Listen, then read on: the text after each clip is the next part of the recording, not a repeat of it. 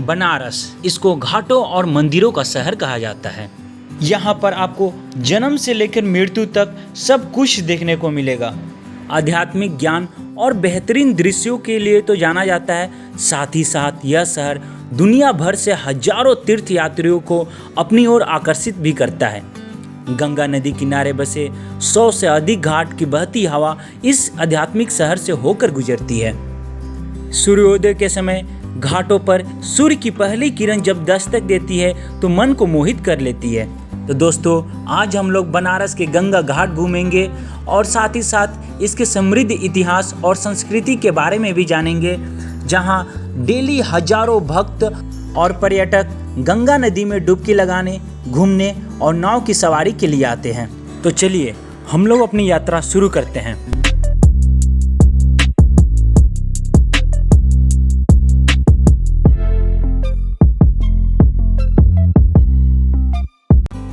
तो दोस्तों, आज हम लोग आए हैं बनारस के गंगा घाट घूमने के लिए। यहाँ पे हम आप लोग को सुबह के टाइम, शाम और रात के टाइम कैसे बनारस का गंगा घाट दिखता है वो सारी चीज़ें और दृश्य हम आपको दिखाएंगे। यदि आपके पास 2 व्हीलर या 4 व्हीलर कोई गाड़ी है तो गोदावलिया 2 व्हीलर पार्किंग में पार्क कर सकते हैं, क्योंकि गंगा घाट जाने के लिए इस चौक के आगे कोई भी व्हीकल, कोई भी गाड़ी को आगे जाने देना अलाउ नहीं है और आपको पैदल ही यात्रा करना पड़ेगा गंगा घाट तक जाने के लिए। तो दोस्तों, हम भी अपनी यात्रा शुरू करते हैं और गंगा घाट पहुंचने से पहले आपको ये गली दिखाई देगा और ये चौक, जहां पर आप काशी विश्वनाथ मंदिर, रथ यात्रा या राजघाट भी जाने का रास्ता है। और बनारस की ये गलिया की खास बात यह भी है कि इसमें सारी बिल्डिंग जो है और दुकानें हैं एक रंग से, एक डिज़ाइन से पेंट की हुई है, जो इसे और भी ज़्यादा आकर्षित बनाता है। और घाट पहुंचने से जस्ट पहले आपको कुछ इस तरह की दुकानें यहाँ पर दिखाई देगी और काफ़ी यहाँ भीड़ लगा रहता है, एकदम बिल्कुल मेले जैसा, जहाँ पे आपकी ज़रूरत की सारी सामानें उपलब्ध होगी। प्रसाद के अलावा और आभूषण या खिलौने भी आसानी से आपको यहाँ पर मिल जाएगा। बनारस की हैंडमेड सामानें भी यहाँ पे उपलब्ध है, जिसे आप खरीद सकते हैं। और अब हम लोग आ गए हैं गंगा घाट। देखिए, गंगा घाट कुछ दिखाई दे रहा है और ये जो गंगा घाट है इसका नाम है दशाश्वमेध घाट और यह घाट बनारस के मुख्य घाट के रूप में जाना जाता है। यह विश्वनाथ मंदिर के करीब स्थित है और सबसे शानदार घाटों में से एक है। माना जाता है कि भगवान ब्रह्मा ने भगवान शिव का स्वागत करने के लिए इसे बनाया था। यहाँ महाराजा जयसिंह द्वारा निर्मित एक वेधशाला है और इस घाट की गंगा आरती बहुत प्रसिद्ध है, जो प्रतिदिन शाम को की जाती है। उसका भी वीडियो आप देखना चाहते हैं, जानना चाहते हैं गंगा आरती कैसी होती है, तो हमारे चैनल पर जाकर गंगा घाट की आरती का वीडियो आप देख सकते हैं और उसके बारे में जानकारी भी ले सकते हैं। यदि आप भी बनारस गंगा घाट आना चाहते हैं तो यहाँ आने का सबसे सही टाइम जो है सुबह और शाम का है। शाम में आप गंगा आरती का आनंद उठा सकते हैं और सुबह में सूर्य की पहली किरण जब इस घाटों पर पड़ती है तो फिर इसकी खूबसूरती हम शब्दों में बयान नहीं कर सकते हैं।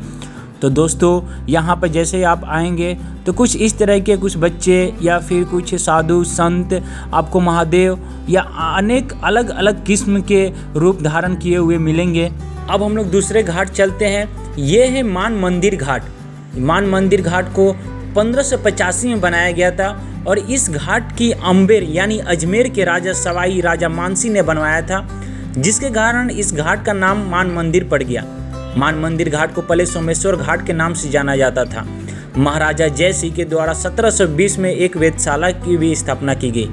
यह वही राजा हैं जिन्होंने दिल्ली और जयपुर में जंतर मंतर का निर्माण करवाया था। अब हम लोग चलते हैं अस्सी घाट। एक मान्यता के अनुसार देवी दुर्गा ने शुंभ और निशुंभ नामक राक्षस का वध करने के बाद उनकी तलवार को यहाँ फेंका था। जहाँ वो तलवार गिरी थी उस नदी को अस्सी नदी के नाम से जाना जाता है और गंगा नदी और अस्सी के संगम स्थल को अस्सी घाट के नाम से जाना जाता है।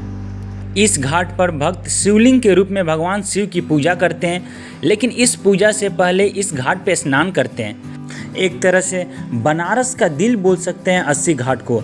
अस्सी घाट का निर्माण महाराजा बनारस ने 19वीं सदी में बनवाया था। दोस्तों, अब हम लोग चलते हैं ललिता घाट, जहाँ पर फेमस काशी विश्वनाथ का मंदिर भी मिलेगा। ललिता घाट वाराणसी में गंगा नदी के प्रमुख घाटों में से एक है।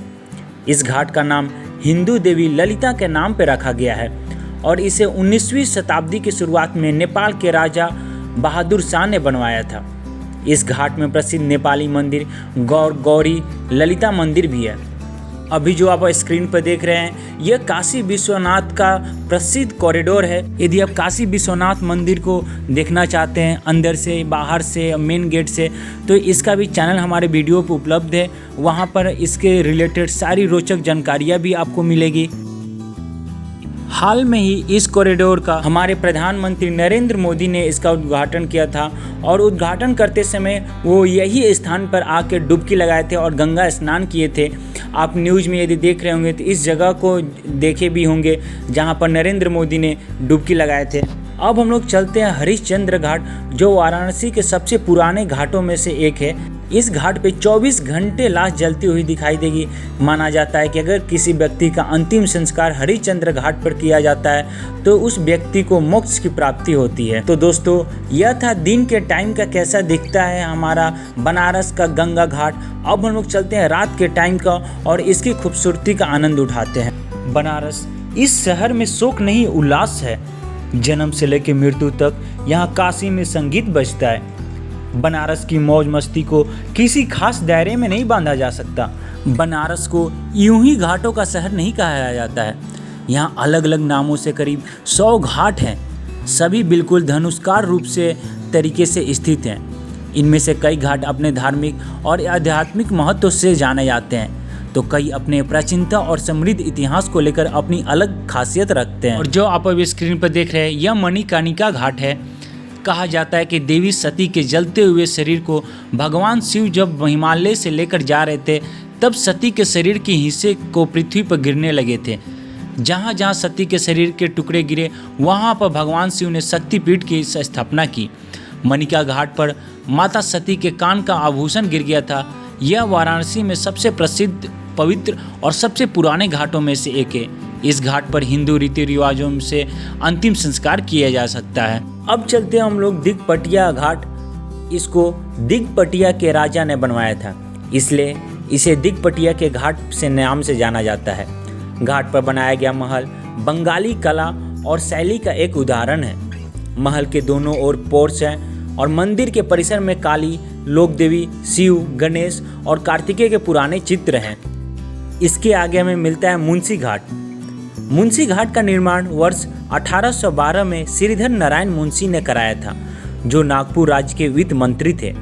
उन्हीं के नाम पर इसका नाम मुंशी घाट पड़ा। वर्ष 1915 में दरभंगा, जो कि बिहार में है, उसके राजा कामेश्वर सिंह गौतम बहादुर ने इस घाट को खरीदा और इसका विस्तार कराया। विस्तार के बाद यह दरभंगा घाट के रूप में भी जाने लगा।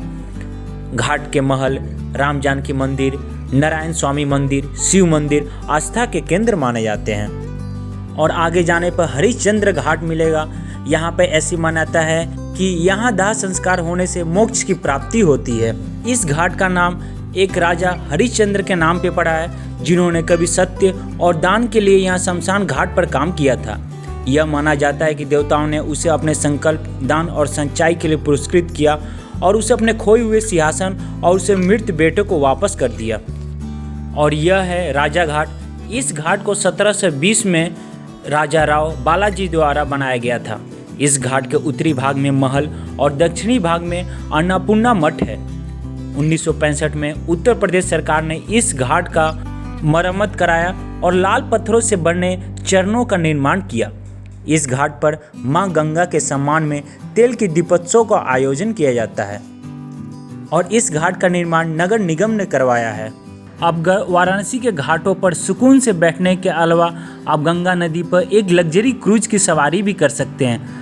अलकनंदा काशी लग्जरी क्रूज वाराणसी के 80 घाट और राजघाट के बीच में चलता है। वाराणसी में अलकनंदा क्रूज शहर का पहला एसी लग्जरी लिवर क्रूज है। बुकिंग के लिए पर्यटक नॉर्डिक क्रूज लाइन की वेबसाइट nordicruise.com पर जा सकते हैं। यह एक प्राइवेट सेल है जो इस लग्जरी क्रूज को संचालन करता है। करीब 12 किलोमीटर लंबी इस लग्जरी राइड से सुबह वाराणसी और गंगा आरती के शानदार दृश्यों का अनुभव लेने का मौका मिलता है, तो शाम के समय आप सूर्यास्त के अद्भुत नज़ारे के साथ शांति संगीत और गंगा आरती का हिस्सा बन सकते हैं। अगर आप सुबह के टाइम क्रूज की सैर करना चाहते हैं तो उसका टाइमिंग है 7 से 8:30 और शाम का टाइम शाम 6 बजे से 8:30 बजे तक का। क्रूज़ की जो फीस है वो है 750 रुपया और इसका GST चार्ज अलग से किया जाता है।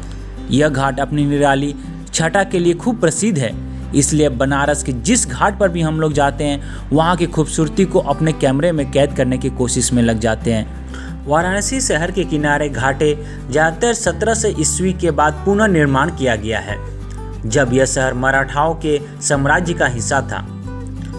यह घाट या फिर यह शहर सिर्फ हिंदू धर्म के लिए नहीं, बौद्ध और जैन धर्म को मानने वालों के लिए भी पवित्र माना जाता है।